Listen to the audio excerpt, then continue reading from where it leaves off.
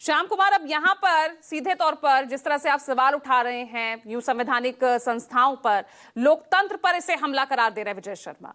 आप लगातार संवैधानिक संस्थाओं को कमजोर यहाँ पर करने की कोशिश करते हैं। ये क्या क्या एक राजनीतिक एजेंडा इसे समझा जाए बतौर विपक्ष? नहीं, देख, इसमें पूजा जी सवाल इसका, हम दुनिया के सबसे बड़े लोकतंत्र हैं। लोकतंत्र में लोकतांत्रिक प्रक्रिया और उसके मापदंड से चलते हैं। सवाल और जवाब लोकतंत्र में होते हैं। जो सत्ता पक्ष में साथी है उनको इस बात को समझना चाहिए। दूसरी बात, सवाल एक मतलब पार्टी पे नहीं हो रही है, सवाल हो रही है संस्था पर, और उन संस्था को स्पष्टीकरण देना है, जवाब देना है। लेकिन हालिया वर्षों में जो इनके चुनाव आयोग पर साख पर जो सवाल पैदा हो रहे हैं वो बेमानी नहीं है।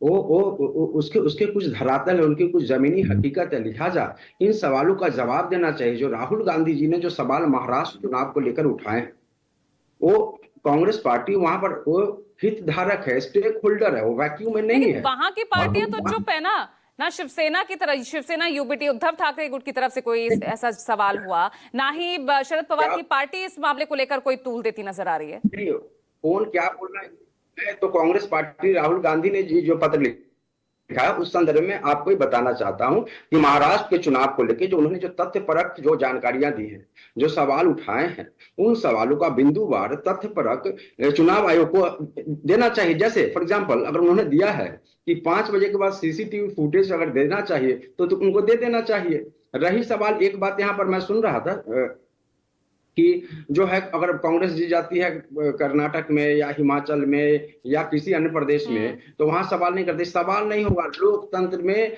जो एक बेहद महत्वपूर्ण है कि जो बुनियादी सवाल उठ खड़े हो रहे हैं उनका समाधान किया जाना चाहिए, ना कि उसको लेके आरोप प्रत्यारोप उठाना चाहिए। ये सवाल भाजपा से नहीं है बल्कि ये सवाल चुनाव आयोग से है। सो चुनाव आयोग की जो विश्वसनीयता है, हाल ही के दिनों में जो नियुक्ति प्रक्रिया हुई है, जो कार्य प्रणाली हुई है, उस कार्य प्रणाली को लेकर चुनाव आयोग के नियुक्ति में हुई है, उसको लेकर जो जनता के मन में जो सवाल है उस सवाल को जवाब दिया जाना चाहिए। जो हाल ही के दिनों में माननीय सर्वोच्च न्यायालय ने जो नियुक्ति को लेकर जो मापदंड तय किए थे, जो दिशा निर्देश, लेकिन जहां वोटिंग परसेंटेज बढ़ा है